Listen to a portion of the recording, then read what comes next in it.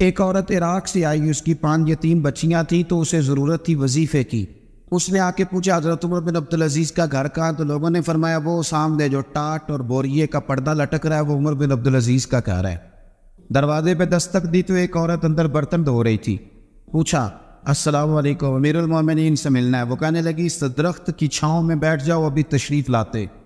تھوڑی دیر گزری تو حضرت عمر بن عبدالعزیز آئے تو کنویں سے پانی نکال کے سین میں کنواں تھا، تو جو جگہ میں مٹی اڑ رہی تھی گرد اڑ رہی تھی، ہوتا ہے عصر کے بعد لوگ پانی پھینکتے ہیں، وہاں پانی پھینکنے لگے، چھڑکاؤ کرنے لگے۔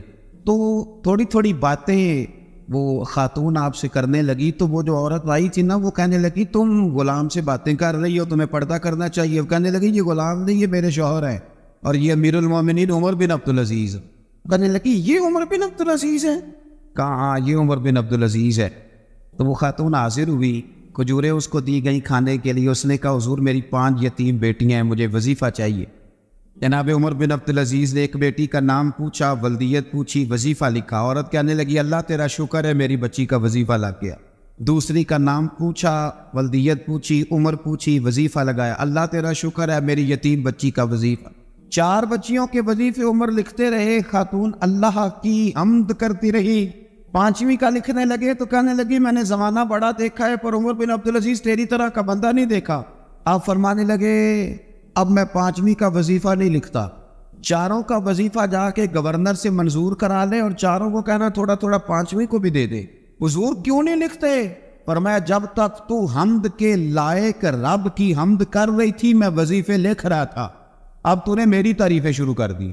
اپنی تعریف پر کیسے وظیفہ لکھوں؟ وہ تو حمد کے لائق ہے، اس کی حمد ہونی چاہیے، لیکن میں اپنی تعریف پر، اپنی خوشامد پر میں نہیں لکھتا۔ جا اللہ تعالیٰ تیری لیے بہتری کرے۔ وہ خاتون کہتی ہے میں وہاں سے آئی، مجھے مہینوں لگ گئے، سفر لمبا تھا، عراق پہنچی تو عراق کے گورنر کو جب میں نے وہ روکا دیا تو ان کی چیخیں نکل گئی، تڑپ کے روئے۔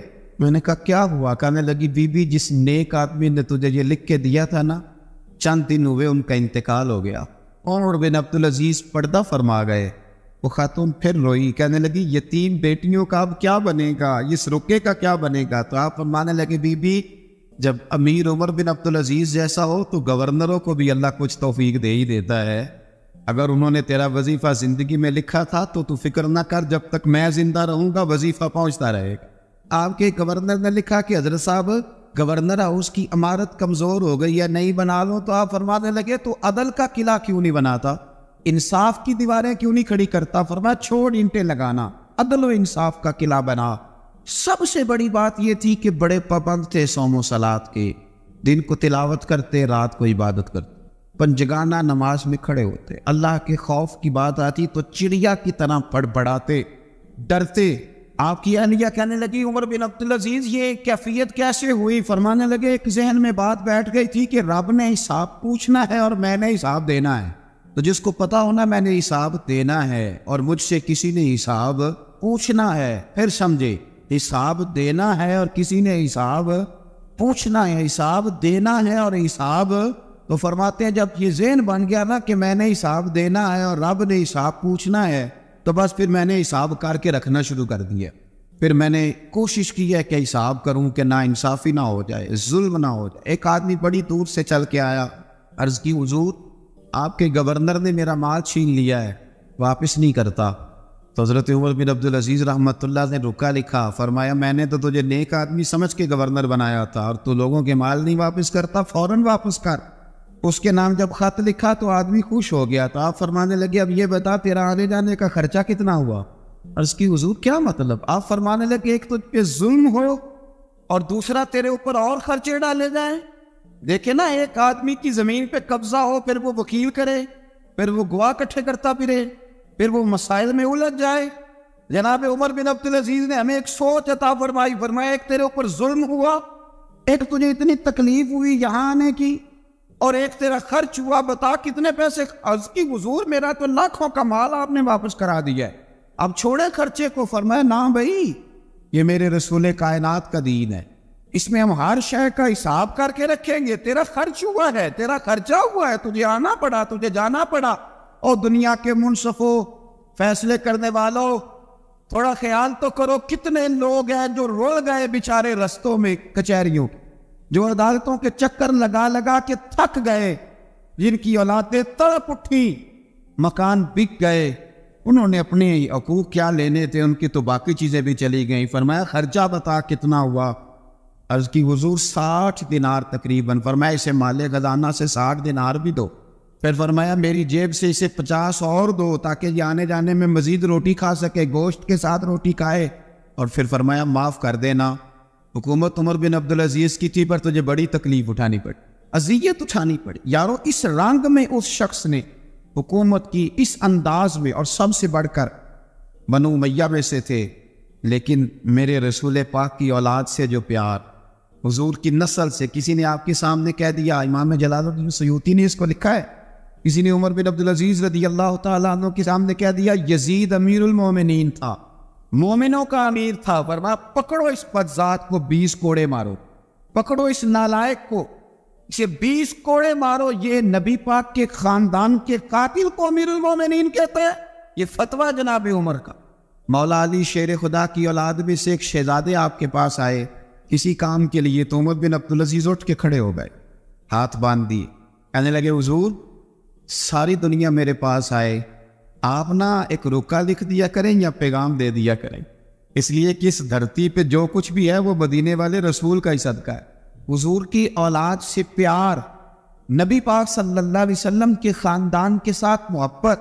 حضرت عمر بن عبدالعزیز نے فلاح عامہ کے کام کرائے، بڑے بڑے سرائے بنائے، لوگوں کے ٹھہرانے کا بندوبست کیا، وظائف دیے غریبوں کو، مساجد بنائی، مدارس بنائے۔ آپ کو مجدد کہا جاتا ہے، نئے سرے سے تجدید کی، علماء سے پیار کیا، صدقات و خیرات کا ایک ایسا ماحول دنیا کے اندر بنایا کہ لوگ کہتے ہیں کہ ہم زکوٰۃ دینے کے لیے بندہ تلاش کرتے تھے، اور جناب عمر بن عبدالعزیز کے زمانے میں کوئی زکوٰۃ لینے والا میسر نہیں آتا تھا۔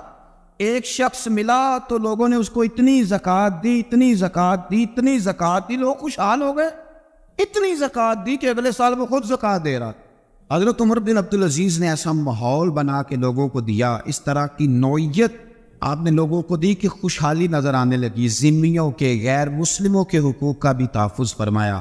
39 سال عمر پائی، صرف نمازیں بھی پڑھ گئے، صدقے بھی دے گئے، عبادتیں بھی کر گئے، 2.5 سال حکومت بھی کر گئے، اللہ رسول کو راضی بھی کر گئے۔ عمر پائی 39، پورے 40 نہیں، 39 سال عمر پائی، اتنا کچھ کر گئے۔ ہم تو بھی انتظار میں رہتے، ہم تو بھی انتظار میں۔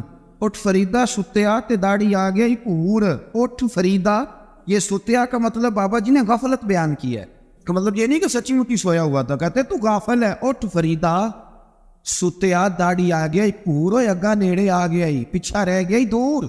40 سال کی عمر میں آپ کو زہر دے دیا گیا، کچھ لوگوں کو برداشت نہیں نہ ہوا۔ ایک شخص آیا رکا لے کے، اس نے کہا حضور پچھلا خلیفہ میرے نام 20,000 دینار لکھ گیا ہے پر وہ فوت ہو گیا ہے، تو آپ یہ رکا ہے مجھے 20,000 دینار دے دے۔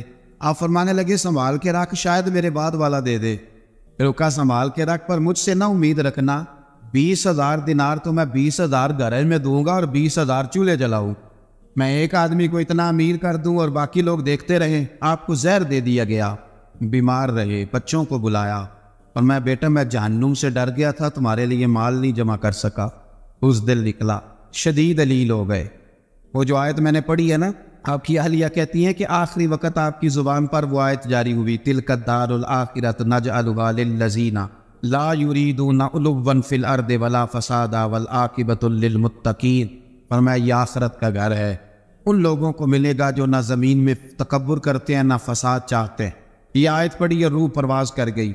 مرنے سے پہلے، وصال سے پہلے 10 دینار یا 20 دینار دے کے اپنے بیٹے کو بھیجا، فرمایا گاؤں میں جاؤ اور میرے لیے زمین خریدو قبر کے لیے، اور اگر گاؤں والے خوشی سے دے دیں تو خریدنا، اور اگر انہیں دقت ہو تو انہیں تنگ نہ کرنا۔ 10 دینار کی زمین خریدنے کے لیے جب بیٹا جانے لگا تو اس نے کہا حضور کچھ لوگوں کی خواہش ہے کہ آپ کا جسد خاکی مدینے لے جایا جائے اور نبی پاک علیہ السلام کے پہلو میں آپ کو دفن کیا جائے۔ آپ فرمانے لگے پتر میں اس قابل نہیں ہوں کہ حضور کے ساتھ دفن کیا جائے، میں اس قابل نہیں، اس طرح کرنا میرے پاس حضور کے کچھ ناخن اور بال ہیں، جب میرا انتقال ہو جائے تو میری قبر میں رکھ دے۔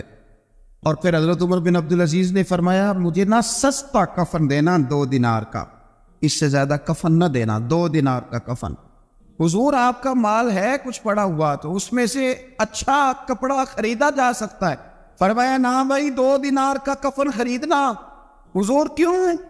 فرمایا اس لیے کہ اگر میں نیک ہوا تو اللہ مجھے جنت کا لباس عطا فرما دے گا، اگر میں بد ہوا تو یہ بھی تو پھٹ ہی جائے گا، چیر دیا جائے گا، قبر توڑ دے گی پسلیاں، لہذا مجھے مہنگا کفن نہ دے، 2 دینار کا۔ آپ کے وصال سے کچھ عرصہ پہلے نا آپ نے ایک قاصد بھیجا، روم کے بادشاہ کے پاس وہ گیا تو وہاں اس نے ایک عجیب منظر دیکھا کہ وہاں ایک حافظ قرآن نابینا آدمی قید ہے، اس کی آنکھیں موجود نہیں ہیں اور وہ چکی چلاتا ہے، آٹا پیستا ہے۔ اس قاصد نے اسے پوچھا تو یہاں کب سے ہے اور یہ تیرے ساتھ معاملہ کیسے ہوا؟ تو وہ کہنے لگا مجھے انہوں نے گرفتار کر لیا، پھر مجھے کہنے لگے عیسائی ہو جاؤ، میں نے انکار کیا تو انہوں نے میری آنکھیں نکال دی، اب میں صبح شام یہ تھوڑا سا کام کرتا ہوں، چکی پیستا ہوں تو روٹی دے دیتے ہیں۔ وہ قاصد حضرت عمر بن عبدالعزیز کے پاس آیا اور آ کے کہا حضور ایک اس طرح کا مسلمان روم کے بادشاہ کے پاس قید ہے، ایک مسلمان کی تکلیف۔ حضرت عمر بن عبدالعزیز نے جب سنا تو رو پڑے، اور میں وہ قید ہے اور وہاں قید ہے اور ہم یہاں آرام سے بیٹھے۔ فوراً روکا لکھا قاصد سے کہنے لگے واپس جا روم کے بادشاہ کو جا کے کہہ کہ اس نابینا قیدی کو فوراً آزاد کرے، ورنہ میں ایک ایسا لشکر بھیجوں گا کہ اتنا بڑا لشکر بھیجوں گا کہ اس کا پہلا آدمی تیرے پاس ہوگا اور آخری میرے پاس ہوگا، اور تجھے پھر وہ بندہ چھوڑنا پڑے گا، تو ابھی چھوڑ دے، میں تجھے پیغام دے رہا ہوں۔ وہ قاصد کہتا ہے جب میں رکا لے کے پہنچا، ظاہر ہے بڑا لمبا سفر ہوتا تھا، آنے جانے میں مہینوں میں لگ جاتے تھے۔ کہتے میں نے رکا دیا تو اس نے پڑھا، کہنے لگا میری طرف دیکھ کے رکا میں نے پڑھ لیا ہے، علماء علماء کو جانتے ہیں، تاجر تاجروں کو جانتے ہیں، تو بادشاہ بھی بادشاہوں کو جانتے ہیں، اور میں تم مسلمان ہو میں نہیں ہوں، پر اتنی تم اس درویش کی قدر کرتے ہو میں تم سب سے بڑھ کر قدر کرتا ہوں۔ میں اس بندے کو لشکر لے کے آنے کی تکلیف نہیں دوں گا، میں ویسے ہی قیدی آزاد کرنے لگا، تم لے جاؤ۔ کہتے ہیں مجھے چند دن وہاں رہنا پڑا، کچھ لوازمات تھے جن کے لیے رکنا پڑا۔ ایک دن میں شاہ روم کے دربار میں گیا تو وہ تخت سے نیچے اتر کے رو رہا تھا اور اس کی ہچکی بندھی تھی اور اس کے سینے سے آواز نکل رہی تھی۔ میں نے پوچھا لوگوں سے کیا ہوا؟ کہنے لگے خود ہی پوچھ لو۔ میں نے جا کے کہا بادشاہ کیا ہوا، کیوں رو رہے ہو؟ تو کہنے لگا آج دھرتی کا غسل اٹھ گیا ہے، آج سنگار ختم ہو گیا، آج دھرتی کا غسل اٹھ گیا۔ میں نے کہا کیا ہوا؟ کہنے لگے عمر بن عبدالعزیز انتقال کر گئے، تمہارا امیر چلا گیا۔ تو میرے دل میں خیال آیا، میں نے آہ بھری، میں نے کہا پھر ہمارے لیے کیا حکم ہے؟ تو فرمانے لگے وہ چلتا پھرتا راہب تھا، لوگوں کے پاس کچھ نہیں ہوتا تو وہ فقیر ہوتے ہیں، پر اس کے قدموں میں تو خزانے تھے، پر وہ پھر بھی فقیر تھا۔ فرمایا اس کا حکم اگر میں زندگی میں مانتا تھا تو مرنے کے بعد بھی بات مانی جائے گی، تمہارا قیدی بھی تمہیں واپس کیا جائے گا اور عمر بن عبدالعزیز کی بات بھی سنی جائے گی۔ کسی نے حضرت عبداللہ بن مبارک سے کہا بڑے زاہد ہے، آپ نے دنیا چھوڑ دی۔ فرمایا میں تو عالم فاضل ہو کے زاہد ہوں، زاہد تو اصل میں عمر بن عبدالعزیز تھے جو بادشاہ ہو کے زاہد تھے۔ مالک بن دینار بھی کہتے تھے وہ بادشاہ ہو کے زاہد ہیں۔ ان کا انتقال ہوا تو خواجہ حسن بصری فرمانے لگے آج دنیا سے بہترین آدمی چلا گیا۔ حضرت سیدنا امام احمد بن حنبل فرمایا کرتے تھے جو عمر بن عبدالعزیز کا ذکر کرے رب تو اس پر بھی رحمت نازل فرمائے گا۔ ارے یہ تو وہ شخص ہے کہ جب تک موجود تھا تو حسن موجود تھا، اور آج بھی ان کا ذکر کریں تو اللہ دلوں میں نور پیدا کر دیتا ہے۔ حضرت عمر بن عبدالعزیز رحمت اللہ علیہ تو وہ نیک آدمی تھے کہ ایک شخص صاحب سے گفتگو کر رہا تھا، سرکاری بات چیت ہو رہی تھی تو چراغ بھی سرکاری جل رہا تھا۔ اس نے پوچھا حضور چلے سرکاری بات تو ختم ہوئی، طبیعت کیسی حال کیا؟ پر میں ٹھہر جو، ایک چراغ بند کر کے دوسرا جلا لیا۔ اس نے کہا حضور یہ کیا؟ آپ فرمانے لگے وہ سرکاری چراغ تھا، یہ میرا ذاتی ہے۔ جس شخص نے اتنی باریک بینی کے ساتھ تقوی اختیار کیا ہو، نبی پاک سے اتنی محبت کی ہو، دعا کرتے ہیں اللہ ان پہ کروڑوں رحمتیں فرمائے، اللہ ان پہ بے حساب برکتوں کا نزول فرمائے۔ دو باتیں حضرت عمر بن عبدالعزیز کی زندگی میں ہمیشہ غالب رہی، ایک تو دنیا ہونے کے باوجود دنیا سے دل نہیں لگا، یہ دو باتیں آپ نے یاد رکھنی، دل نہیں لگایا دنیا سے۔ مال تھا، دولت تھی، پر وہ اس چکر میں نہیں پڑے کہ یہ مہنگا جوڑا میرے گھر کیوں نہیں، یہ اعلیٰ کار کیوں نہیں، اب یہ والا میں نے گھر، ایک اینٹ پر دوسری اینٹ نہیں رکھی ساری زندگی، چونکہ وہ سمجھتے تھے زندگی مختصر ہے تو 40 سال کی زندگی میں ہی کمال کر گئے۔ اور دوسرا حضرت عمر بن عبدالعزیز نے ہر وقت ایک چیز اپنے ذہن میں رکھی کہ مجھے اللہ کے سامنے کھڑے ہونا. اللہ تبارک و تعالیٰ نے پھر ایک خوبصورت انسان بنو امیہ کی حکومت تھی، اسی میں سے ایک خوبصورت دھلا ہوا، سجا ہوا، سمرا ہوا، خوشبو والا، میٹھا بھی، ٹھنڈا بھی، پیارا بھی، نیک بھی، متقی بھی، اصول والا بھی، رسول اللہ علیہ السلام کا غلام حضرت عمر بن عبدالعزیز. اللہ تعالیٰ نے یہ مرد مجاہد پیدا فرمایا. آپ مدینہ شریف میں پیدا ہوئے. آپ کے جو والد گرامی تھے وہ مصر میں گورنر تھے. حضرت عمر بن عبدالعزیز رحمۃ اللہ تعالیٰ علیہ کی جو والدہ ہیں وہ حضرت عمر فاروق کی پوتی ہیں، تو آپ کی رگوں میں فاروقی خون بھی تھا. حضرت عمر بن عبدالعزیز رحمۃ اللہ تعالیٰ علیہ کے والد گرامی نے آپ کو مدینے میں پڑھنے کے لیے چھوڑا. حضرت صالح بن کیسان ایک عالم اور محدث تھے، ان کے پاس آپ نے تعلیم پائی. اور جناب عمر بن عبدالعزیز رحمۃ اللہ تعالیٰ علیہ کے والد اگرچہ مصر میں تھے لیکن آپ کو مدینہ میں رکھا. آپ نے مکمل تعلیم حاصل کی، علم حاصل کیا، چھوٹی سی عمر میں قرآن پاک کے حافظ بھی ہو گئے. پھر جب بڑے ہوئے تو اللہ نے یہ موقع دیا، چونکہ خاندان کی حکومت تھی تو آپ مدینہ شریف کے گورنر بنے، اور مدینہ منورہ کے ساتھ ساتھ آپ کو طائف کی حکومت بھی ملی، مکہ مکرمہ کی حکومت بھی ملی. پھر بعض جگہ پہ تو یہ ہے کہ آپ نے خود کسی وجہ سے استعفیٰ دیا، اور بعض جگہ یہ ہے کہ سازش کر کے آپ کو معزول کیا گیا. لیکن حضرت عمر بن عبدالعزیز نیک بڑے تھے، پرہیزگار بڑے تھے، پر خوش لباس بھی بڑے تھے. خادم کو جب بیچتے تھے نا بازار تو کہتے تھے جو سب سے مہنگا جوڑا ہو وہ خرید کے لا لو. خوشبو بہترین استعمال کرتے تھے. جب گزرتے تھے تو لوگوں کو پتہ چلتا تھا کہ کوئی عام نہیں گزرا، عمر بن عبدالعزیز گزرے. جب تک گورنر رہے، جب تک خاندان میں رہے، ماحول اور رہا. سلیمان بن عبد الملک خلیفہ جب جانے لگے تو انہیں وصیت کر دی کہ میرے بعد عمر بن عبدالعزیز خلیفہ آ گئے. یہاں تو لوگوں کو عہدہ ملے تو لوگوں کی کیفیت بدل جاتی ہے نا، لیکن جب حضرت عمر بن عبدالعزیز کا اعلان ہوا تو رونے لگے، ایک کونے میں بیٹھ کے رونے لگے. فرمانے لگے مجھے امید نہیں تھی کہ وہ اتنا بڑا بوجھ میرے کندھوں پہ ڈال کے چلا جائے.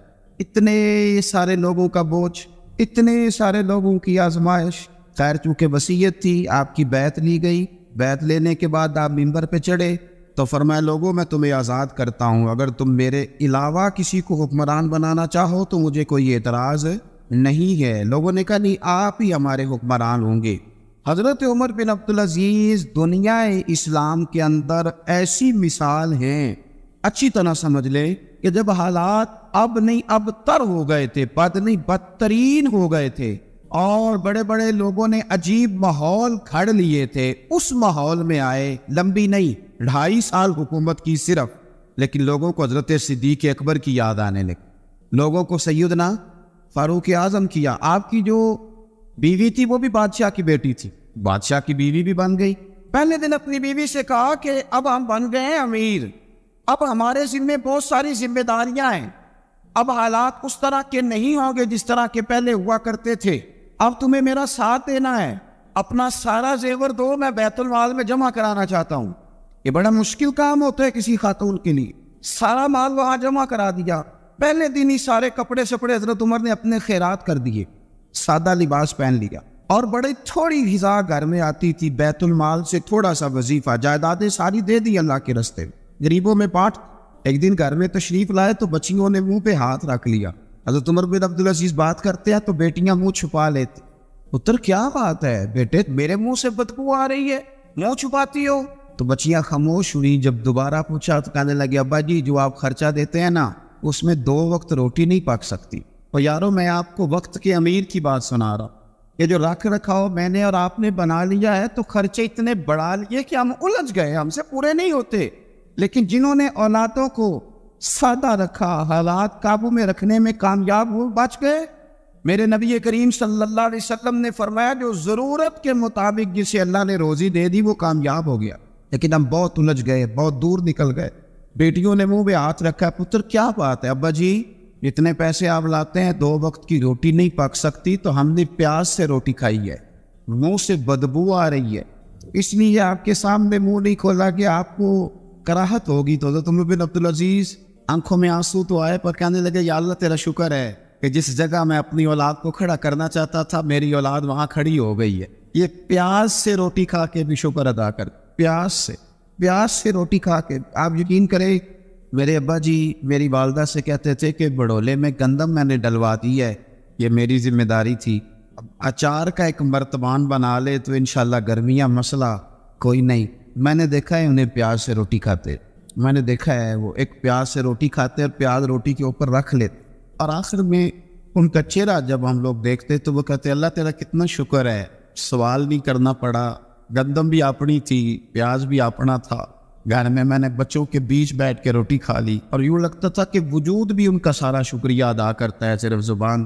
حضرت عمر بن عبدالعزیز نے اپنے گھر کے اندر عید والے دن بیٹیوں نے کہا ابا جی جوڑے پرانے ہیں, یار ہو جاتا ہے, بس تھوڑا سا نا توجہ کی ضرورت ہے, ہو جاتا ہے, نئے کپڑے لینے. اب ایک گھر میں شادی ہوتی ہے تو اس گھر سے تعلق رکھنے والے ہر گھر میں شادی سمجھنے شروع ہو گئی. لاکھوں روپے کا مال صرف کپڑوں پہ, جوتوں پہ اور ان کے لوازمات پہ لگتا ہے. غربت کیسے ختم ہوگی, حالات کیسے ٹھیک ہوں گے, پردیس میں جانے والے واپس کیسے آئیں گے, کس طرح یہ ماحول ٹھیک ہوگا جب اخراجات اتنے بڑھا لیے جائیں. حضرت عمر بن عبدالعزیز رحمۃ اللہ علیہ کی بیٹیوں نے کہا عید پہ کپڑے لینے ہیں, ضد کی تو جناب عمر نے اپنے وزیر خزانہ کو خط لکھا اور میں 1 مہینے کی تنخواہ مجھے ایڈوانس دے دو, بیٹیوں کے کپڑے لینے ہیں. تو جب بادشاہ عمر بن عبدالعزیز جیسا ہو تو پھر وزیر بھی نیک ہی ہوتے, وزیر بھی نیک. تو وزیر کہنے لگا حضور کچھ باتیں آپ سے سیکھی ہیں, اگر اجازت دے تو کر دوں. کہا جناب کرو. کہنے لگے آپ 1 مہینے کی تنخواہ ایڈوانس مانگ رہے ہیں, آپ 1 مہینے تک زندہ رہیں گے, یہ آپ سے سیکھی ہوئی باتیں. حضرت عمر بن عبدالعزیز کہنے لگے رب تیرا بھلا کرے, تو نے سوئے ہوئے عمر کو پھر سے جگا دیا.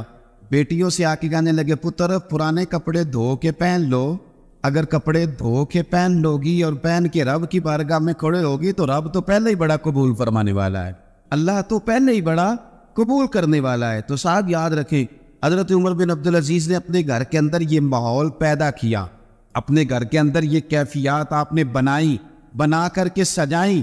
میرے عزیز یاد رکھیں کچھ چیزیں ایسی ہوتی ہیں جن پر انسان اگر توجہ کر لے تو آسانی سے معاملات ٹھیک ہو جاتے. حضرت عمر بن عبدالعزیز نے خود بھی سادگی اختیار کی, آپ کے بچوں نے بھی سادگی. ہوتا یہ ہے کہ جس طرح کا حکمران ہوتا ہے نا, رعایا پر اس کے اثرات ہوتے ہیں. یہ ایک اصولی بات ہے, جس طرح کا حکمران ہو رعایا پر اس کا اس طرح کا. ولید بن عبد الملک جب حکمران تھا نا تو اسے عمارتیں بنانے کا بڑا شوق تھا, بڑی بڑی بلڈنگیں کھڑی کرنا, بڑے بڑے محلات بنانا. تو اس زمانے میں ہر آدمی بلڈنگ کی بات کرتا تھا, ہر آدمی جو ہوتا تھا وہ کسی نہ کسی نئے مٹیریل کی بات کرتا تھا, نئے نقشے کی بات کرتا تھا. جب سلیمان بن عبد الملک حکمران بنا تو سلیمان بن عبد الملک جو تھا اس کو شوق تھا شادیاں کرنے کا. یہ بھی شوق ہوتا ہے بادشاہوں. اس زمانے میں لوگ شادی کی بات کرتے تھے, نکاح کی بات کرتے تھے, بیاہ کی بات کرتے تھے. تو پوری ماحول کے اندر ایک چیز پیدا ہو گئی تھی. لیکن جب حضرت عمر بن عبدالعزیز کا زمانہ آیا تو وہ راتوں کو عبادت کرتے تھے, وہ وظائف پڑھتے تھے, وہ قرآن پاک کی تلاوت کرتے تھے, وہ اللہ کا ذکر کرتے تھے. تو پھر ایک ماحول بن گیا جو ذکر الہی کا ماحول تھا, پھر ایک ماحول بن گیا جو تقوی کا ماحول تھا, پھر ایک ماحول مارد وجود میں آیا جو پرہیزگاری کا ماحول. عام عوام بھی اللہ کے ذکر کی باتیں کرنے لگی, عام ماحول بھی اس طرح. حضرت عمر بن عبدالعزیز نے سب سے پہلا یہ کام کیا کہ بادشاہی پروٹوکول ختم کرائے. ختم ہو گئے پروٹوکول. آپ نے فرمایا کوئی شاہی خاندان کا بندہ آئے تو کسی کا کوئی پروٹوکول نہیں ہے, میرا بھی کوئی پروٹوکول نہیں ہے. بلکہ آپ نے فرمایا کسی خطیب کو, کسی امام کو اجازت نہیں کہ میرا نام لے کے میرے لیے دعا کرے. سب مسلمانوں کے لیے دعا کرنا. فرمانے لگے الحمدللہ میں مسلمان ہوں, جب تم مسلمانوں کا نام لے کے دعا کرو گے تو میں بھی اندر ہی آ جاؤں. اضافی طور پر نام لے کے دعا کرنے سے بھی روک دیا. حضرت مولا علی شیر خدا کرم اللہ تعالیٰ وجہ ان کریم ایک دفعہ بڑے علین ہو گئے, کمزوری آ جاتی ہے, بندہ بیمار ہو جاتا ہے. تو ہمارے ہاں بیمار لوگ بعض اوقات ایسا جملہ بولتے ہیں جو کفر کے زمرے میں چلا جاتا ہے. آپ پریشان ضرور ہیں, تکلیف میں ضرور ہیں, لیکن آپ بات وہی کریں گے جو شریعت اجازت دے. حضرت علی شیر خدا شدید علیل تھے. ایک صحابی تیمارداری کرنے گئے تو حضرت مولا علی کا چہرہ دیکھ کے پریشان ہو گئے, کہنے لگے آپ تو بڑے سخت علیل ہیں, اللہ خیر کرے, اللہ تعالیٰ آپ کو صحت دے. تو حضرت علی کہنے لگے تو فکر نہ کر, مجھے اس بیماری سے کچھ بھی نہیں ہوگا. نے کہا کیوں؟ فرمانے لگے مجھے نبی پاک علیہ السلام نے فرمایا تھا علی اس وقت دنیا سے جاؤ گے جب داڑھی خون سے رنگین ہو جائے, تو اس کا مطلب ہے میں خنجر کے وار کے ساتھ شہید کیا جاؤں گا, میں بیماری سے دنیا میں نہیں جاؤں گا, میں یہ بیماری سے مجھے کچھ بھی نہیں ہوگا, اللہ مجھے شفا دے دے گا. چونکہ حضور نے فرمایا کہ ساڈے نبی دی زبان ساڈے واسطے قرآن. تو سب سے پہلے تو اپنے ایمان کے اندر, توکل کے اندر مضبوطی پیدا کریں. مسلمان دیکھو نا, نماز پڑھنے سے روزی میں برکت ہوتی ہے، تو پھر اس کا مطلب یہ ہے کہ جب ٹائم آئے نا نماز کا تو گاہک جتنے مرضی کھڑے ہوں پھر دکان بند کرنی چاہیے، پھر نماز پڑھنی چاہیے، کیونکہ روزی تو اللہ نے دینی ہے، گاہکوں نے تو دینی۔ تو سب سے پہلے ضروری ہے مضبوطی ایمان۔ دوستو، مضبوطی ایمان، توکل، اللہ کی ذات پر بھروسہ۔ آپ کبھی میدان کربلا کا پورا نقشہ اپنے سامنے رکھیں نا، پورا نقشہ، دو چیزیں ہیں، امام حسین کو نظر آ رہا ہے اب شہادت ہو جائے گی، اتنی بڑی فوج آئی ہے، خدا کی حکمت کے تقاضے سمجھ میں آ رہے ہیں، حالات کیا ہوں گے سمجھ آ رہی، پر ایک لمحے کے لیے بھی ان کا توکل کمزور نہیں ہوا۔ اپنے رب پر جو مضبوط بھروسہ ہے، مضبوط، سیدہ طیبہ طاہرہ حضرت فاطمہ الزہرا رضی اللہ تعالیٰ عنہا اونٹ کے بالوں کی بنی ہوئی چادر اوڑھ کر چکی پیس رہی تھی۔ یہاں بیویاں بڑا روتی ہیں، غریبی بڑی ہے، بڑی غریبی ہے، حالانکہ اب کون بندہ پیبند والے کپڑے پہنتا ہے جی، دور ہی گزر گیا۔ اب تو بڑی مشکل سے وہ لوگ ملتے ہیں جو جوتا ٹوٹ جائے تو گانٹھ کے پہنے، ورنہ تو نئے جوتے آ جاتے ہیں۔ حضرت سیدہ پاک اونٹ کے بالوں کی بنی ہوئی چادر اوڑھ کے چکی پیس رہی تھی۔ نبی پاک صلی اللہ علیہ وسلم نے دیکھا، آنکھوں میں آنسو ضرور آئے، پر محبوب نے فرمایا فاطمہ دنیا میں تھوڑی سی تکلیف برداشت کرو، قیامت کی ساری عزت اللہ آپ کو ہی عطا فرمائے۔ تو توکل کی مضبوطی، اللہ کی ذات پر بھروسہ، اپنے رب کریم کے ساتھ امیدوں کا وابستہ کرنا، اس سے مضبوطی آئے۔ دوسرا فرمایا وَعَمِلُوا الصَّالِحَاتِ، بہترین عمل کیا جائے زندگی میں، نیک اعمال کیے جائے، وقت ضائع نہ کیا جائے، ہر وقت کوئی نہ کوئی کام بندہ کرتا رہے۔ یہاں بہت سارے لوگ ہیں جن کو لوگ نیک کہنا شروع کر دیتے ہیں نا، وہ سمجھ لیتے ہیں شاید ہم سچی مچی نیک ہیں۔ لوگ جو کہتے ہیں حضرت صاحب کی بلا، پیر صاحب کی بلا، میں یہ طالب علموں کو، دوستوں کو، بلکہ اپنے آپ کو بھی کئی دفعہ کہتا رہتا ہوں، اپنے آپ کو سمجھاتا ہوں کہ یہ لوگ تجھے کہہ رہے ہیں حضرت صاحب، یہ تو رات کو تو اپنے آپ سے پوچھنا، اپنے رب سے پوچھ، کبھی موقع ملے تو اپنی گریبان میں جھانک، غور کر کے تیری کیفیت کیا ہے، تنہائی میں تیرا دل اللہ سے جڑتا ہے کہ نہیں، عبادت میں دل لگتا ہے کہ نہیں، خدا کا خوف دل میں رہتا ہے کہ نہیں، غریب کی محبت، عزیزوں قربت والوں کا احساس طبیعت میں موجود رہتا ہے کہ نہیں۔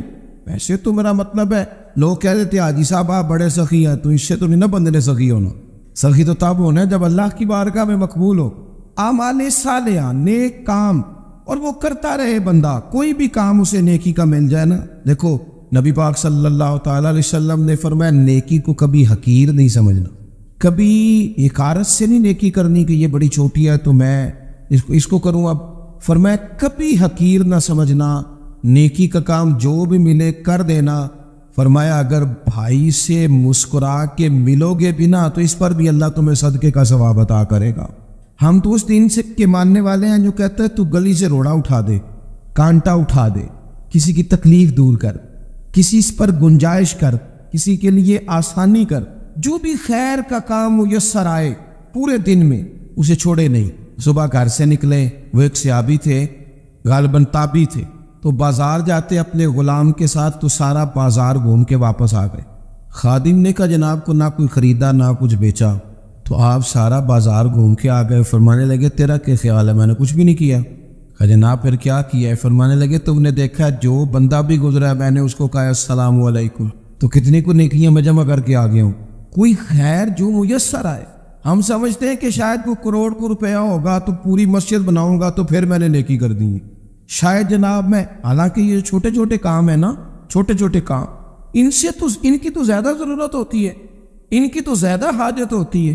کوئی آپ رستے میں گزر رہے ہیں تو نیچے کوئی کھڈا بنا ہوا ہے، اس پر ہم کیا کرتے ہیں، گاڑی میں بیٹھ کے تبصرہ کرتے ہیں اے روڈ کھورے کدو بننا ہے، بھئی یہ کھڈا ہے نا تو آپ نیچے اترے نا، تو آپ دھاوڑا لیں نا، کئی پکڑے نا، یہ تو 5 منٹ کا کام ہے، یہاں آسانی کر دیں نا، آپ اس میں گنجائش کر دیں۔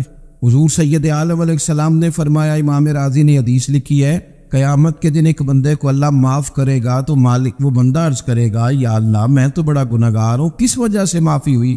فرمایا رات کے وقت تو گزر رہا تھا، تیرے پیر سے روڑا ٹکرایا تھا، تو نے اٹھایا ادھر ادھر دیکھ کے کہ کوئی اللہ کے کسی بندے کو تکلیف نہ ہو جائے، کہ مالک کو وہ تو میں نے زمانہ بیت گیا، کوئی اتنی بڑی بات بھی نہیں سمجھی، تو رب کریم نے فرمایا تو رات کے اندھیروں میں بھی میرے بندوں کا خیال رکھتا تھا تو میں تیرا خیال نہ کروں؟ کوئی عمل ہمارے ہاں لوگ کوئی کام نہیں کرتے، بالکل نہیں، کوئی کام نہیں، نہ بڑے نہ چھوٹے نہ سمجھدار نہ ان پڑھ، کچھ بھی نہیں، نشستن گفتن برخاستن، بیٹھو راج کے گپے مارو، تبصرے کرو فلانا کچھ نہیں کر رہا، فلانا کچھ نہیں کر رہا، اس کے بعد اٹھ کے چلے جاؤ، کچھ کریں، وعاملوا الصالحات، نیکیاں جمع کریں زندگی میں، خزانہ بنائیں، خزانہ، اپنی ڈیوٹیاں اپنی ذمہ داریاں پوری کریں، ہر وقت کام، ہر وقت ذمہ داری، ہر وقت ڈیوٹی۔ دیکھیں نا امام حسن اور حسین، ان کی آپ کبھی زندگی کا مطالعہ کریں، فرض نماز کے علاوہ 100 رکعت نماز نفل روز پڑھنی ہے، پتہ کرنا ہے غریب کہاں کہاں ہیں، ان کا خیال رکھنا ہے، اور نیرے پیسے نہیں دینے۔ ہمارے یہاں لوگ غریبوں کو پیسے ضرور دیتے ہیں، عزت نہیں دیتے، ان کو 4 پیسے کی مدد ضرور کر دیتے پر عزت نفس کا خیال نہیں رکھتے۔ امام زین العابدین رضی اللہ تعالیٰ عنہ فرماتے ہیں، گزر رہے تھے، آپ دیکھیں نا امام غزالی حدیث لائے ہیں کہ بندہ اور کچھ نہ کرے، کسی مومن کا دل راضی کر دے تو اللہ 60 سال کی نفلی عبادت کا ثواب عطا کرتا ہے۔ دل بدستاور کے حج اکبر است، از ہزارہ کعبہ یک دل بہتر است۔ کسی کا دل خوش کر دینا، اس کو راحت دے دینا، اس کو قرار دے دینا، اس کے لیے کوئی ایسا سامان کر دینا کہ بندہ مطمئن ہو جائے، سکون ہو جائے۔ یہ ہمارے ہاں جو لوگ ہوتے ہیں نا سرکاری ملازمین، ڈیوٹیوں والے، ان کی طبیعتوں میں تلخی ہوتی ہے۔ یہ اگر صرف پیار کرنے لگ جائے نا، سے وابستہ لوگ میرے احباب میں سے ہیں، تو میں ان سے کہتا ہوں کہ شفا تو اللہ نے دینی ہے، چلو تم دعائی تو آج کے دیا کرو نا، تم آنے والے کی بات تو توجہ سے سنو۔ وہ بیچارہ اپنی بات، ہمارے بزرگ تھے تو تعویذ لکھا کرتے تھے، بڑے عالم تھے، مجھے کچھ تھوڑی سی نا میرے دل میں ان کے بارے میں خفگی رہتی تھی کہ آپ اتنے بڑے عالم ہیں، آپ کتاب لکھیں، آپ تعویذ لکھ رہے ہیں، اور پھر لوگوں نے کمائی کرنی ہوتی ہے، آپ تو مفت دیتے ہیں سارا، اتنی لمبی ڈیوٹی، سارا دن بیٹھے رہتے ہیں آپ اور لکھتے تعویذ ہیں، پڑھائیں آپ۔ میں نے ایک دن ان سے گزارش کی، میں نے کہا شیخ آپ بڑے آدمی، جن لوگوں کو اللہ نے رسوخ فی العلم عطا فرمایا ہوتا ہے ان میں سے آپ، اللہ نے آپ کو پختگی دی ہے علم میں، شعوری عالم میں، آپ سارا دن تعویذ۔ فرمانے لگے یار میں تعویذ نہیں لکھتا، اصل مسئلہ یہ ہے کہ جو تعویذ لینے آتا ہے وہ اپنا سارا دکھ سناتا ہے، تو میں تعویذ نہیں لکھتا، میں نہ بس لوگوں کے کلیجے ٹھنڈے کرتا ہوں، میں کسی کا، اب تو بچوں کے پاس ٹائم ہی نہیں، وہ تو ابا کا دکھ نہیں سنتے، بالکل نہیں، وہ تو ڈھونڈتے ہیں کوئی کونا ملے تو جا کے موبائل دیکھے، تو بیٹھتے ہی نہیں۔ اماں کہہ رہی ہوتی ہے کہ پتر کو 10 منٹ میرے پاس بھی بیٹھا کر، لیکن پتر مصروف بڑا ہے، ویڈیو چڑھانی ہے، اس نے ٹک ٹاک بنانا ہے، اس نے نئی تصویر چڑھانی، ہم الجھ گئے۔ یہ چیزیں انسان کو نفسیاتی طور پر کمزور کر دیتی ہیں، جو لوگ زیادہ یہ کام کرتے ہیں ان کے حافظے کمزور ہو جاتے، وہ الجھ جاتے ہیں، انہیں پتہ نہیں ہوتا رات میں نے کیا کہا تھا، صبح میں کیا کہہ رہا، ہر وقت نہیں، ضرورت کے وقت، ہر ٹائم نہیں، مخصوص اوقات۔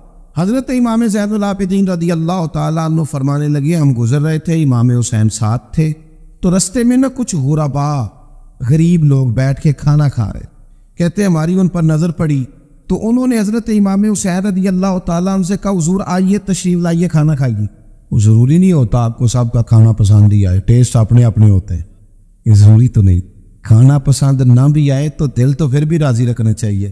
قربان جائیں نبی پاک نے کس طرح ہماری تربیت کی۔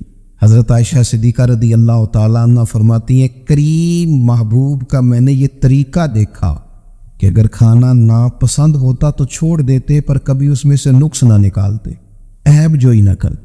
تو گرمی کے موسم میں کھڑی ہے بیچاری خاتون، اور کتنی مشقت سے اس نے کھانا بنایا، اور کتنی گرمی سہی ہے چولہے کے سامنے، لیکن صاحب وہ کھانا رکھا ہے تو وہ کہتے ہیں یہ تو کی پکایا ہے، وہ کھانے والی چیز ہے بھئی، اس طرح کرنا، اب جو اگلی انڈیا وہ تو پکا، ہاں نہ تو کھڑا ہو، یہ پتہ چلے یہ کام کتنی مشقت کا ہے۔ زندگی میں کچھ تھوڑا سا دوسروں کا خیال رکھنا یہ بھی تو دین کا حصہ ہے۔ آپ اپنی زندگی میں ہمیشہ اپنے لیے سوچیں، کسی اور کا سوچیں ہی نہ۔ تو میرے عزیز یاد رکھیں گے آپ، امام زین العابدین کہتے ہیں نبی پاک صلی اللہ تعالیٰ علیہ وآلہ وسلم نے نا حضرت امام علی مقام کی، امام حسن اور حسین کی اس طرح سے کچھ تربیت فرمائی تھی کہ غریب پروری ان کے اندر رچ بس گئی، مزاج بن گیا۔ وہ غربا بیٹھے تھے، دسترخوان بچھائے سڑک کے کنارے، تو امام حسین گزرے تو انہوں نے آواز دی، امام صاحب لوگ کہنے لگے حضور تھوڑی روٹی نہیں کھا لیتے ہمارے ساتھ، تو امام صاحب آ گئے، نیچے بیٹھ گئے غریبوں کے ساتھ۔ کوئی جرت کرے نا، چلو امیروں نے تو غریبوں کے ساتھ بیٹھنے کی جرت نہیں کرنی، کوئی پیر ہی بیٹھ جائے غریبوں کے ساتھ، وہی مہربانی کر دے کہ میں پیر صاحب ہوں کہ بلاؤں، تو تو میں ہی چلو لنگر کھا لوں مریدوں کے ساتھ بیٹھ کے. ہماری تو محفلوں میں بھی نا جی نعت خانوں کا، مولویوں کا، دوسروں کا کھانا اور ہوتا ہے، اور غریب آدمی کو شاپر میں چاول ڈال کے دیتے ہیں، ساتھ اسے کہتے ہیں یہ لنگر شریف ہے. بھئی اگر یہ شریف ہے، تبرک ہے، تو اے پیر صاحب نو نہیں سی لنگدا، اڑتا ہے گلے میں لنگر ان کو. یہ لنگر شریف جو ہے یہ نعت خاں کو بھی تو گزرنا تبرک ہے کہ نہیں؟ ہاں نہ تو کرو نا. تو جیڑی زیادہ تبرک والی شے ہے وہ پیراں نو بھی تو کھانی چاہیے نا. نعت خاں کو اس کے لیے لہدا سے مرغ مسلم اعلیٰ کھانے. میں اکثر دوستوں سے کہتا ہوں چلو میلاد شریف پہ ہی صحیح سب کے لیے اچھا کھانا پکاؤ. چلو جس غریبوں کے بچوں کو بیچاروں کو سارا سال وہ بوٹیوں کے لیے لڑتے ہیں، تم میلاد پہ اچھی روٹی پکا دو، تو بچہ جب کھائے گا نا بہت ساریاں بوٹیاں اور چاول، اور اپنے ابا سے پوچھے گا کہ ابا جی آج کی گل ہے، بڑا گوشت پہ لبد ہے، تو ہو سکتا ہے غریب باپ روئی پڑے اور اسے کہے پتر تو آج راج راج کے کھاج ساڈے نبی پاک دا میلاد شریف ہے. تو امام حسین رضی اللہ تعالیٰ عنہ نا آ کے غریبوں کے بیچ بیٹھ گئے زمین پہ. انہوں نے کہا کھائیے. تو وہ جس طرح وہ کھا رہے تھے نا سادے برتنوں میں امام حسین کھانا کھانے لگ گئے. میں نے کہا خیر کا کام کوئی بھی ملے اسے ضائع، چلو اور کچھ نہیں کر سکتے تھے، کسی کو سڑک ہی پار کرا دینا بھی نہ، چلو اور کچھ نہیں کر سکتے تو آپ کو پتہ ہے کہ سامنے والا بوجھ لے کے گزر رہا ہے، آپ تھوڑا سا ہٹ جائے روڈ سے، اسے گزر لینے دے. کوئی تو کام زندگی میں کوئی ارادہ تو خیر کا بندہ کرے. امام حسین بیٹھ گئے، ان کے ساتھ روٹی کھائی. تھوڑی دیر کے بعد اجازت لی، فرمایا جاؤں. کہنے لگے حضور اور کھائیے. فرمانے لگے میں تو ابھی روٹی کھا کے آیا تھا اور آج تک ایسا نہیں ہوا کہ دوبارہ کھانا کھاؤں. ایک لقمے کی بھوک نہیں تھی، جتنا بھی کھایا ہے نا یہ تمہارا دل خوش کرنے کے لیے کھایا ہے. غرباء مساکین کی وعامل الصالحات، ایماندار بندہ ایمانداروں جیسے کام کرتا ہی اچھا لگتا. 25 حج کیا امام حسن اور حسین نے مدینے سے مکے پیدل جا. میں کہتا ہوں چلو ہم باجماعت نماز ہی پڑھ لیا کریں. چلیں حضور صلی اللہ علیہ وسلم نے فرمایا فجر کی نماز پڑھ کے بیٹھ جاؤ، اشراق چاشت تک اللہ کا ذکر کرو. 2 نفل اشراق کے 2 چاشت کے پڑھ لو، اللہ 2 حج اور 2 عمرے کا ثواب عطا کر دے گا.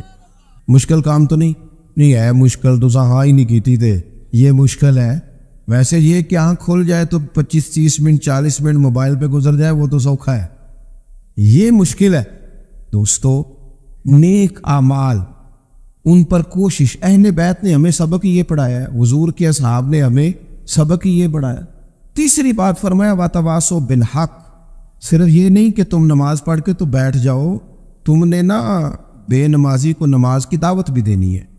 مظلوم پر ظلم ہوتا رہے اور کونے میں چپ کر کے بیٹھے نہیں رہنا، بلکہ اگر ہاتھ پکڑا جا سکتا ہے تو ظالم کا ہاتھ پکڑنا ہے. نبی پاک علیہ الصلوۃ والسلام نے فرمایا اپنے بھائی کی مدد کرو چاہے وہ ظالم ہو یا مظلوم ہو. بھائی کی مدد کرو چاہے ظالم ہو یا مظلوم ہو. تو صحابہ نے عرض کی یا رسول اللہ صلی اللہ تعالیٰ علیہ وسلم یہ مظلوم کی مدد تو سمجھ میں آتی ہے، یہ ظالم کی مدد کیسے کریں؟ یا رسول اللہ صلی اللہ تعالیٰ علیہ وسلم مظلوم کے ساتھ کھڑا ہونا تو ہماری عقل میں آ گیا، تو ظالم کی مدد کیسے کرنی ہے؟ نبی پاک صلی اللہ تعالیٰ علیہ وسلم نے فرمایا ظالم کو ظلم کرنے سے روک دو، تم نے اس کی مدد کر دی، اسے باز کرو. لیکن ہم تو اتنی جرت ہی نہیں رکھتے بدی کو بدی کہنے کی، اتنی طاقت ہی نہیں ہوتی. جھوٹ کو جھوٹ کہنے کی ہمت.